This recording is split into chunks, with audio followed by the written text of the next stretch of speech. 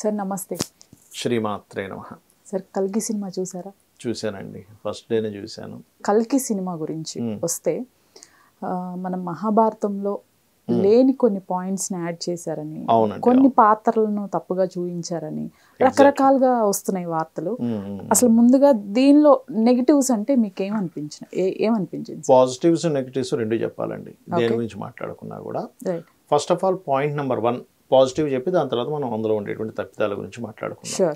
Point number 1, ఒక మన పురాణాలని ఇతిహాసాలని world వైడ్గా చూపించాలనుకునేటువంటి ఆలోచన నాగేశ్వరన్ గారికి నిజంగా గొప్ప ఆలోచన. ఇప్పుడు మన సనాతన ధర్మం గురించి ఎప్పటి నుంచో మన మిగతా దేశాలన్నీ కూడా కీర్తిస్తూ ఉంటాయి.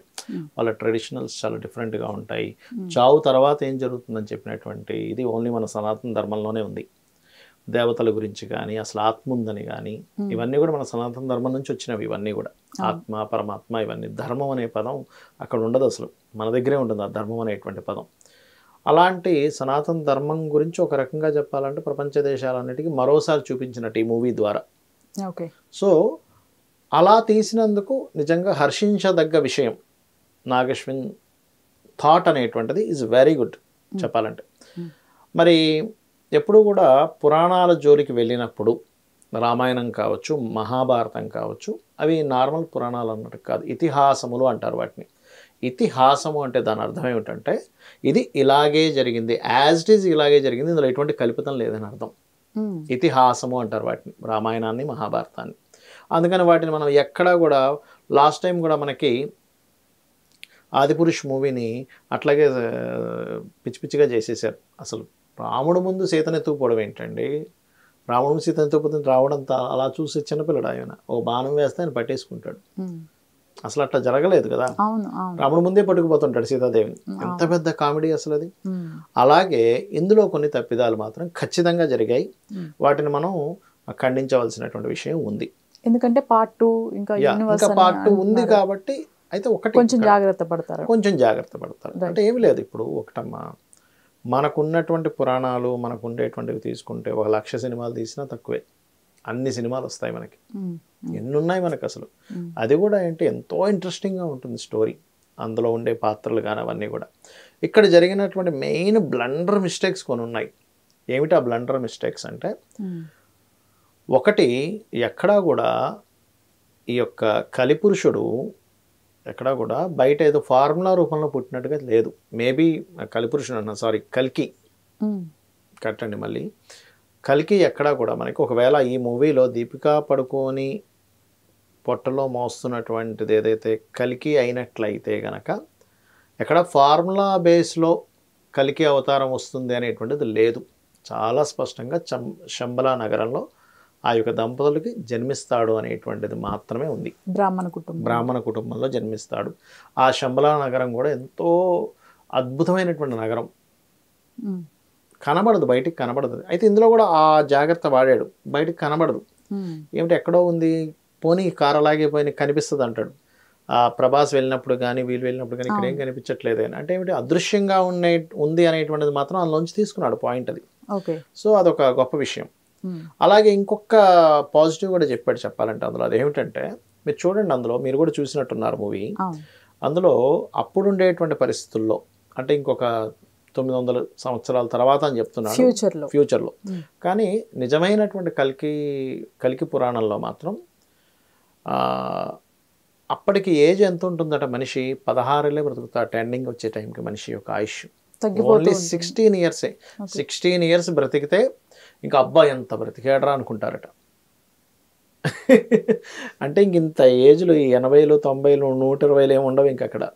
ఆ 16 బతికాడంట, అయ్యం బ్రతికాడరా, దీర్ఘాయుధం బతికాడు అనుకుంటారట.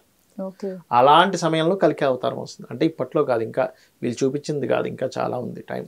అయితే ఇక్కడ చూపించిన ఒక విషయం అంటే జనాలకు ఒక మెసేజ్ ఇచ్చాడని చెప్పింది. అందులో నాకు అనిపించిన ఒక విషయం ఏంటంటే, అందులో చూడండి అమ్మా, స్వచ్ఛమైన గాలి పీల్చుకోవడానికి కుదరదు, ఆక్సిజన్ పెట్టుకో అంటుంటాడు మాటమాటికి. అందులో కొంతమంది ఆక్సిజన్, బ్రహ్మానందం కూడా ఆక్సిజన్ పెట్టుకొని తీస్తుంటాడు, డైలాగ్ కొడుతుంటాడు కామెడీగా. మళ్ళీ ఇంకొంతమంది అందులో వెళ్ళేటప్పుడు కూడా దగ్గు వస్తుంటుంది, నీరు దొరకదు. స్టార్టింగ్లో డైలాగ్ ఉంటుంది, నీరెవరు ఫ్రీగా ఇవ్వరు, రాజేంద్ర ప్రసాద్ ఇస్తాడు నీరు. నువ్వు ఇక్కడ కొత్తగా వచ్చావా, ఇక్కడ ఎవరు నీరు ఉచితంగా ఇవ్వరు, నువ్వు ఎలా ఇచ్చావని అడుగుతారు. అంటే ఏమిటి, నీటికి దొరకని స్థితి. గాలి దొరకనటువంటి స్థితి, ఒక 2 వర్గాల మధ్యన యుద్ధం జరిగితే గాలిని, నీరుని, స్వచ్ఛమైన వనరులని మొత్తం వాళ్ళు లాగేసుకునేటువంటి స్థితి యుద్ధంలో. అంటే ఏమిటి, ఇలాగే కనుక మనం వదిలేస్తే ఈ చెట్లను అలా నరుక్కుంటూ వెళ్ళిపోతే అలాంటి పరిస్థితి వస్తుందని చెప్పడం. అదొక మంచి మెసేజ్ చెప్పాలంటే. కర్ణుడి విషయం కనుక తీసుకుంటే, కర్ణుడు మంచివాడా చెడ్డవాడా, లేకపోతే అర్జునుడు మంచివాడా చెడ్డవాడా, కర్ణుడు కంటే అర్జునుడు బలవంతుడా లేకపోతే కర్ణుడు బలవంతుడా కంటే కూడా మనం అర్థం చేసుకోవాల్సిన విషయం ఉంది ఇక్కడ ఒకటి. ఎందుకంటే చాలామందికి కర్ణ ఫ్యాన్స్ ఉంటారు, అర్జునుడు ఫ్యాన్స్ ఉంటారు. వీళ్ళంటే వాళ్ళ కోపం, వాళ్ళంటే వీళ్ళ కోపం. ఇప్పుడు అదే ట్రెండ్ అవుతుంది. ఎగ్జాక్ట్లీ. ఇక్కడ మనం ఆ భగవంతుడు ఆడినటువంటి ఒక నాటకం ఎందుకు ఇది ఎందుకు చూపించాడు, ఒక మహాభారత రూపంలో, ఒక రామాయణ రూపంలో ఆయనే అవతారంగా వచ్చి ఎందుకు చూపించాడంటే, సూర్యుని మనం పూజిస్తామమ్మా రోజు, సూర్య నమస్కారాలు చేసుకుంటూ సూర్యుడే దైవంగా భావిస్తూ ఉంటాం. మరి సూర్యుడికి పుట్టినటువంటి కర్ణుడు, సూర్యుడి ద్వారానే వచ్చిందిగా ఆవిడ, అంటే సూర్యుడు వరం ఇస్తే వచ్చినటువంటి వాడు, సూర్య వరం ద్వారా పొందినటువంటిది కుంతికి జన్మించాడు. అలాంటప్పుడు ఎలాంటి పుత్రుడు జన్మించాలి, అద్భుతమైన పుత్రుడు జన్మించాలి. నిజంగానే కవచకుండలాలతోని జన్మించాడు, బంగారం కవచకుండలాలతో, అందులో ఎటువంటి డౌట్ లేదు. అయితే ఇక్కడ మనం ఈ యొక్క ఇతిహాసాల్లో మనం నేర్చుకోవాల్సిన నీతి ఏమిటి అంటే, నీ యొక్క బుద్ధి కనుక నువ్వు ఏ వర్గంలో ఉంటావు అనే దాన్ని బట్టి నీ యొక్క ఆలోచనలు, నీ యొక్క బుద్ధి, నీ వర్గం బట్టి నీ యొక్క లైఫ్ ఉంటుంది. అదే కర్ణుడు కనుక పాండవుల వైపు ఉంటే ఇతని లైఫ్, ఇతని కీర్తి వేరుగా ఉండేది. అదే కర్ణుడు ఎంత గొప్పవాడు, సూర్యభగవాన్ వరం ద్వారా వచ్చినటువంటి వ్యక్తికి, సకల శాస్త్రాలు సకల పాండిత్యం ఉన్నటువంటి సూర్యభగవానుడికి పుట్టినటువంటి కర్ణుడు వర్గం మారడం వల్ల దుష్ట చతుష్టయంలో ఒకడైపోయాడు. 4 దుష్టులు అందులో ఒకడైపోయాడు. అంటే ఏమిటి, అతను తీసుకున్నాడు, ఆయన వైపు తీసుకున్నాడు, నీకు ఒక అర్ధరాజ్యం ఇస్తున్నా అన్నాడు. వెంటనే ఏమైపోయింది, ఆయన వైపు మాట్లాడాల్సిన పరిస్థితి. తప్పు చేస్తున్నా కానీ మాట్లాడడం. అందరూ ఏమనుకుంటారంటే, మహాభారతంలో ఆ యొక్క పాంచాలి ఎవరైతే ఉన్నారో ఆవిడ వస్త్రాలని దుర్యోధనుడు వలవమన్నాడేమో అనుకుంటారు. కాదు, కర్ణుడే స్వయంగా చెప్తాడు. మహాభారతం కనుక మీరు చదివినట్లయితే కర్ణుడు చాలా స్పష్టంగా 5 భర్తలు ఉన్నటువంటి ఆవిడ వేశ్యతో సమానం, పర్వాలేదు తీసుకురండి, జుత్తు తీసుకురండి, బట్టలు తీయండి అన్నారు. నేను చెప్పేది ఒకటే, ఇక్కడ మీరు కర్ణుణ్ణి సపోర్ట్ చేయట్లేదనో సపోర్ట్ చేస్తున్నామనో కాదు. మీకు ఒక ఫ్రెండ్ ఉండి, ఆ ఫ్రెండు గొప్పవాడు అయ్యుండి మంచి బలవంతుడు అయినప్పటికీ కూడా ఇలాగ ఎవరైనా స్త్రీ యొక్క వస్త్రాలను తీసేయమంటే ఆ ఫ్రెండ్కి మీరు సపోర్ట్ చేస్తారా? చేయం కదా, గొప్పవాడు అంటామా అనం కదా. అందులో ఒక విచిత్రమైన విషయం ఏంటంటే, మన అమితాబ్ బచ్చన్ ఒక డైలాగ్ కొడతాడు, అశ్వత్థామ, అర్జునుడి కంటే బలవంతుడు కర్ణుడు అని ఒక డైలాగ్ కొడతాడు. మీరు మహాభారతాన్ని మొత్తం కనుక చదివినట్లయితే, వ్యాస భారతం కనుక, ఏవో పిచ్చి పిచ్చివి కాదు, బయట ఎవడెవరో రాస్తూ ఉంటారు అవి కాదు, వ్యాస భారతాన్ని క్లియర్గా కనుక మనం చదివినట్లయితే అందులో చాలా స్పష్టంగా ఒకసారి వీళ్ళు ఎవరు, మన గంధర్వులు ఈ కర్ణుణ్ణి, దుర్యోధనుణ్ణి, వీళ్ళందరినీ పట్టుకొని కట్టేస్తారు. అప్పుడు ఒక డైలాగ్ ఉంటుంది, కాగల కార్యం గంధర్వులే చేశారని. అప్పుడు మన ఆ యొక్క ధర్మరాజు దగ్గరికి వీళ్ళందరూ వచ్చి చెప్తే, అయ్యయ్యో మనం కాపాడాలి, మన మధ్యన ఏమైనా గొడవలు ఉండొచ్చు కానీ ఒక అన్నదమ్ములం కదా మనం అని ఆ ధర్మాన్ని పాటించి అర్జునుడు వెళ్ళి వాళ్ళని విడిపిస్తాడు అక్కడ, మళ్ళీ యుద్ధం చేసి. అలాంటి సమయంలో కర్ణుడు పారిపోతాడు అక్కడ నుంచి యుద్ధం చేయకుండా. మరి అంత వీరుడైతే అర్జునుడి కంటే మరి ముందు కర్ణుడే చేసి అక్కడ విడిపించాలిగా దుర్యోధనుడిని. ఆ సినిమా డైలాగ్ లో ఉన్నటువంటి డైలాగ్ గనక నిజమే అయితే దుర్యోధనుడిని కాపాడాలి కదా, రక్షించాలి కదా, తీసుకెళ్ళింది ఈయనే కదా, రక్షించాలి కదా ఈయన. మరి ఎందుకు పారిపోయాడు, అర్జునుడు ఎందుకు రక్షించాడు అంటే, నేనేమంటున్నానంటే మీరు పురాణాల గురించి పూర్తిగా తెలుసుకుని ఆ డైలాగ్స్ వాడాలి. ఇవి పురాణాలు, ఇదేదో సినిమా స్టోరీలు కాదు. మీరు సినిమా స్టోరీస్ అని కూడా ఒక కథ మీ అంతటి మీరు సొంతంగా రాసుకున్నారనుకోండి, పురాణాలతో టచ్ లేకుండా మీ ఇష్టం ఏమైనా రాసుకోండి, ఆ పాత్రలను ప్రవేశపెట్టకూడదు, ఆ పాత్రల గురించి మాట్లాడకూడదు. సాక్షాత్తు మనకి కృష్ణుడే సినిమాలో కర్ణుడు గురించి ఎలివేషన్ ఇవ్వడం ఇంకా ఘోరం అసలు అది. ఏది నేనున్నాను, ఇక్కడ ధ్వజస్తంభం ఉంది, అగ్నితో తయారు చేయబడినటువంటి ఈ యొక్క రథం ఉంది, ఇన్ని ఉండి కూడా నీది 2 అడుగులు జరిగింది, అసలు ఏమీ లేకుండా 10 అడుగులు జరిగింది అంటే నువ్వు ఒకసారి ఆలోచించండి. అంటే ఒక రకంగా చెప్పాలంటే కృష్ణుడు అక్కడ కొంచెం అర్జున నువ్వేం తక్కువ అంచనా వెయ్యకు అని చెప్పడానికి అనుకుందాం. కానీ అశ్వత్థామ విషయంలో మాత్రం అది చాలా రాంగ్ చేశాడు అనిపించింది. అశ్వత్థామ ఆ మాట అనడం రైట్, చాలా బలవంతుడని. ఇంకోటి ఏంటంటే అలాంటి కర్ర ఎక్కడా కూడా ఉన్నట్టుగా మనకి మహాభారతంలో లేదు. కర్ణుడికి సరే ఓకే, ఆ కర్రని క్రియేట్ చేశాడు అనుకుందాం. అంటే ఒక సీన్ ఉండాలి, వాడికి గుర్తు రావడానికి సినిమాటికల్ లిబర్టీ తీసుకున్నాడు. అయితే ఆ కర్ర చేతిలో పడితే కానీ అతను గుర్తు రాదు, అతను సడన్గా ఏదవుతాడని. అయితే ఇంకొకటి నాకు భలే అనిపించింది ఏంటంటే, మీకు నిజమైనటువంటి మహాభారతంలో కూడా కర్ణుడు పాపం నెగటివ్ బ్యాచ్తో కనెక్ట్ అవ్వడం వల్ల అపకీర్తిని పొందాడు. ఇక్కడ కూడా మీరు ఈ సినిమాలో కూడా చూసినట్లయితే ఎంతసేపు నేను కాంప్లెక్స్కి వెళ్ళిపోవాలి, నేను వాళ్ళతో కలవాలనే దాంట్లోనే వెళ్ళిపోతున్నాడు. మీరు గమనించండి. అక్కడ ఇక్కడ ఒకటే అనిపించింది అలా మ్యాచ్ అయింది. నాకేమనిపించింది అంటే మేబీ అంటే అతని ఆలోచన అది ఉండొచ్చు అవ్వకపోవచ్చు. సెకండ్ హాఫ్లోనైనా అరే నేను అప్పుడు అదే మిస్టేక్ చేశాను, సూర్యపుత్రుడినైనా నేను అప్పుడు నెగటివ్ బ్యాచ్తోనే కనెక్ట్ అయ్యాను, దుష్ట చతుష్టయంతోనే కనెక్ట్ అయ్యాను, ఇప్పుడు కూడా ఇలాగే తప్పు చేస్తున్నాను రియలైజ్ అయ్యేది ఏదైనా తెస్తాడేమో నెక్స్ట్ సెకండ్ పార్ట్లో అని అనిపిస్తుంది. అలాగనే తెస్తే ఇంకా అద్భుతం. అంటే ఒక సినిమా తీసేటప్పుడు కర్ణుడి పాత్రను తీసుకొచ్చాడు, అది సినిమాటిక్ ఓకే, బట్ నిజంగా కల్కి అవతారం కల్కి సంబంధించింది అయితే లేదు అక్కడ. నేను ఇంకొకటి కూడా విన్నాను సార్, అశ్వత్థామ ఎవరైతే ఉన్నారో అతనికి కృష్ణుడికి ఇతను అశ్వత్థామ వెళ్ళి కృష్ణుడి పైకి వెళ్ళడం లేదు, నిజంగా లేదు, ఇదంతా అసలు లేదు, అసలు లేదు. అలానే కృష్ణుడు స్వయాన ఆయన మని పీకేసేయటం అవన్నీ ఏం లేవు, అది సినిమాటిక్ అదంతా కూడా. అకార్డింగ్ టు మనకి మహాభారతం తీసుకుంటే ఏం సార్ అక్కడ అలా ఏం లేదు, శపిస్తాడు. అంటే ఆ గడ్డిపూచని ఆయుధంగా చేసి బ్రహ్మాస్త్రాన్ని ప్రయోగించి ఆ యొక్క గర్భంలో ఉన్నటువంటి శిశువుని హతమార్చినందుకు నువ్వు మరలా నాతో అంటే నువ్వు మళ్ళీ కాపాడాల్సి వస్తుంది. కానీ అందులో ఒక కర్మ సిద్ధాంతం బాగా అనిపించింది. అందులో మీరు గమనించండి, ఈ అశ్వత్థామ శిశువుని అక్కడ గర్భంలో ఉన్న శిశువుని పాడు చేశాడు, అదే కర్మ రిటర్న్ వచ్చి ఇక్కడ శిశువుని కాపాడాల్సింది, గర్భంలో ఉన్న శిశువుని కాపాడాల్సిన పరిస్థితి. మన సనాతన ధర్మం కూడా అదే చెప్తుంది, నువ్వు ఏదైతే పాపం చేశావో దాన్నే నువ్వు మళ్ళీ రిపీట్ చేయాల్సి వస్తుంది. ఇక్కడ నువ్వు దాని గురించి నువ్వు తపన పడ్డావు. ఇప్పుడు చిన్న ఎగ్జాంపుల్ చెప్పాలంటే, పోయిన జన్మలో ఒక మంచి జాబ్ ఉంది, మంచి ఆఫీస్ దొరికింది, అయినా వర్క్ చేయలేదు అనుకోండి, ఈ జన్మలో ఏమవుతుందంటే మంచి జాబ్ దొరకడం కష్టమవుతూ ఉంటుంది. మంచి భార్య ఉంది లేదా మంచి భర్త ఉన్నాడు, సరిగ్గా చూసుకోలేదు, మంచి వైఫ్ ఉన్నా కానీ హింస పెడుతూ వచ్చాడు అనుకోండి, నెక్స్ట్ జన్మలో ఏమవుతుందంటే మన సనాతన ధర్మంలో కర్మ సిద్ధాంతంలో సరైన భర్త రాదు, భార్య రాదు అతనికి. భార్య రాకి ఇబ్బంది పడుతూ ఉంటాడు. అంటే ఏమిటి, సరైనది ఇచ్చినప్పుడు నువ్వు సరిగ్గా చూసుకోలేనప్పుడు దానికి నువ్వు చేయాలి. అట్లా ఇక్కడ ఏంటంటే స్పెసిఫిక్గా నువ్వు ఆ గర్భంతో ఉన్న అమ్మాయినే ఇబ్బంది పెట్టావు కాబట్టి, గర్భక్షయం ఇలా చేసావు కాబట్టి ఇక్కడ గర్భంతో ఉండేటువంటి వాళ్ళను కాపాడేటువంటి కర్మ అంటే బ్యాలెన్స్ అవుతుంది అక్కడ. అందుకే మేము రెమెడీస్ చెప్పేటప్పుడు కూడా అలాగే చెప్తాం, బాబు నీకు ఇట్లా అయింది కాబట్టి నువ్వు కొంతమందికి జాబ్ ఇచ్చే దీంట్లో నువ్వు చెప్తూ ఉండు, ఇన్ఫర్మేషన్ ఇస్తూ ఉండు, అప్పుడు నీకు ఈ జాబ్ సంబంధించినది ఏదైతే ఉందో ఆ దోషం పోతుంది. అయితే అతను శపించినప్పుడు 3000 సంవత్సరాలు మాత్రమే ఈ గాయాలు ఉండాలి, గాయాలతో బాధపడతామని చెప్పాడు. 3000 సంవత్సరాలు దాటిపోయింది ఎప్పుడు, కాబట్టి అది పోయింది. ఆ సినిమాలో ఇంకా గాయాల్లో ఉన్నట్టుగా చూపించాడు. బట్ నేను చెప్పేది ఒకటే, సినిమాలు తీయండి తప్పు కాదు, మంచిగా మన యొక్క రామాయణ మహాభారతాలు కావచ్చు, రకరకాలు చాలా ఉన్నాయి, చూస్తారు కూడా జనాలు. ఇప్పుడు ఉండేటువంటి పబ్లిక్ ఏంటంటే ఎందుకు చూస్తారంటే ఆ మూవీస్కే ఏమంటారు ఎలివేషన్ బాగా యాక్షన్గా తీయడానికి స్కోప్ ఎక్కువగా ఉంటుంది, యానిమేషన్ చేయడానికి. వేరే మూవీస్ మన యానిమేషన్ అవసరం ఉండదు, ఒక నార్మల్ ఇది అనుకోండి, అంత అవసరం ఉండదు, అంత స్కోప్ ఉండదు.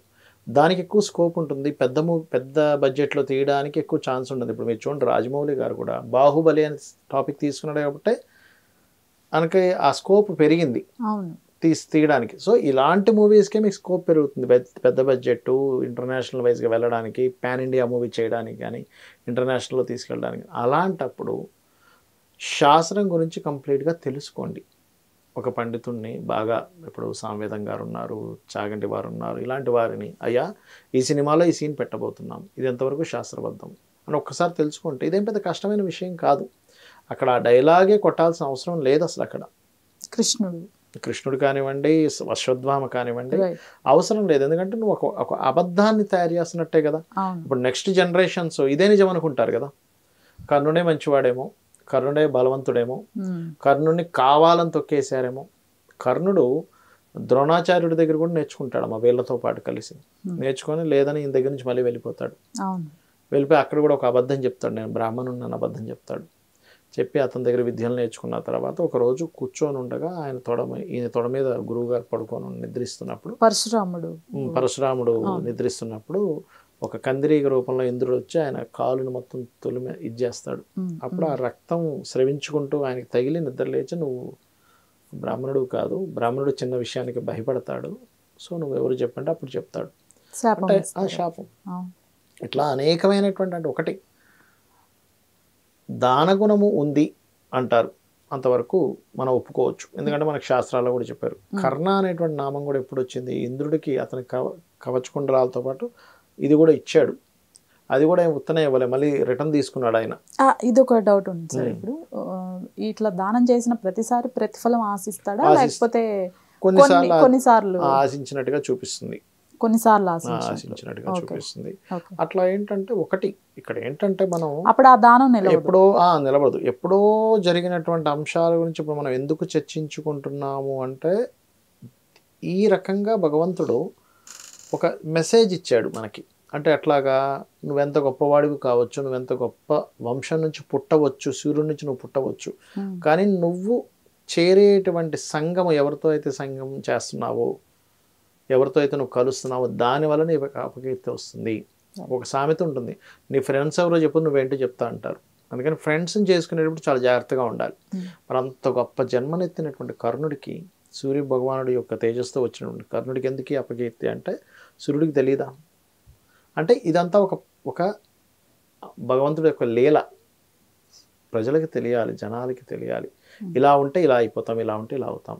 మీకు ఇదే రామాయణం తీసుకోండి.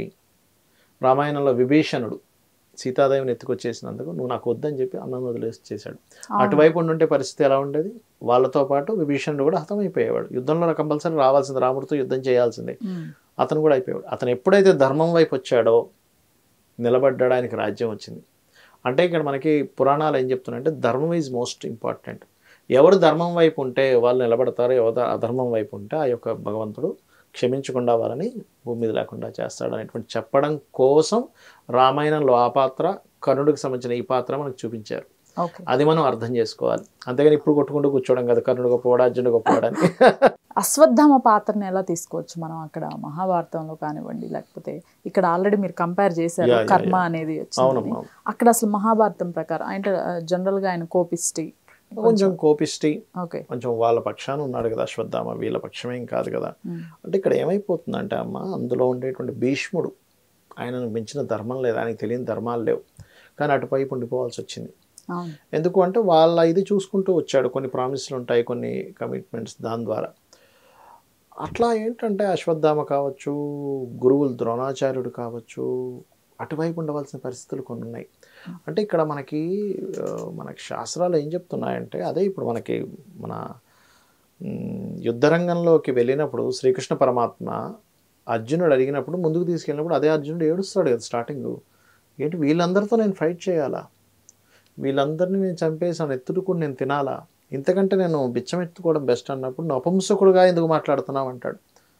నపుంసకుడు అనేటువంటి వర్డ్ వాడతాడు అక్కడ శ్రీకృష్ణ పరమాత్మ అర్జునుడిని. ఎందుకంటే నువ్వు పుట్టింది క్షత్రియంలో, క్షాత్రము, నీ ధర్మం ఏంటి క్షాత్ర ధర్మం, నీ భూమి లాక్కున్నారు వాళ్ళు, సూదిమూలని భూమి కూడా ఇవ్వనన్నాడు. ఈయన శ్రీకృష్ణ పరమాత్మ వెళ్ళి రాయబారిగా వెళ్ళినప్పుడు యాచిస్తున్నాననే వర్డ్తో స్టార్ట్ చేస్తాడమ్మా శ్రీకృష్ణ పరమాత్మ. అలా అడిగినా కూడా ఇవ్వనప్పుడు, యుద్ధం జరిగితే ఏం జరుగుతుందో కూడా తెలిసి హెచ్చరించినప్పుడు ఇవ్వనప్పుడు, నీ ధర్మం ఏంటి క్షాత్రధర్మం, యుద్ధం చేయాలి. క్షాత్రధర్మంలో నువ్వు యుద్ధం చేయకుండా నువ్వు మాత్రం నేను ఇంతమందితో యుద్ధం చేయాలా అంటే ఇది ధర్మం, నీ దానికి ఇది ధర్మం. ఎందుకంటే వాళ్ళు అటువైపు ఉన్నారు, నీ వైపు వచ్చేస్తే అటువైపు నీతో యుద్ధం చేయడానికి రెడీగా ఉన్నప్పుడు నీకు యుద్ధం చేయడానికి ఏంటి? అంతే కదా, నువ్వు ధర్మంగా యుద్ధం అవ్వకుండా ఉండడం ధర్మంగా నువ్వు అడిగావు. రాయబారిగా నేను వెళ్ళి అడిగాను మొట్టమొదటిగా, అయ్యా వాళ్ళ ధర్మం 5 ఊర్లు ఇవ్వండి, కనీసం రాజ్యం అర్ధరాజ్యం కాకపోయినా 5 ఊర్లు ఇవ్వండి అంటే సూదిమూలని ఇవ్వనన్నాడు. మరి వాళ్ళందరూ మాట్లాడాలిగా, ఇది ధర్మం నువ్వు ఇవ్వమని వాళ్ళెవరూ మాట్లాడలేదు. మరి అలాంటప్పుడు యుద్ధం చేయడమే ధర్మం. అంటే మన శాస్త్రాలన్నీ కూడా చెప్తుంది ఏమిటంటే, అశ్వత్థామ కానివ్వండి, వీళ్ళందరూ కానివ్వండి, ధర్మం వైపు ఉంటేనే వాళ్ళకి రోజులున్నాయి. అధర్మం వైపు ఉన్నప్పుడు ఇటువంటి, ఇప్పుడు అశ్వత్థామకైనా తప్పలేదు అంటే నేను చాలా గొప్పవాడిని, నేను ఏదైనా చేయగలను అనేటువంటిది కాకుండా, అశ్వత్థామని కూడా ఆయన అంటే పరమేశ్వరుడు ముందు ఎవరు గొప్పవారు కాదు, తక్కువవారు కాదు, అందరూ సమానమే అని చెప్పడం అక్కడ. Thank you sir. శ్రీమాత్రే నమః.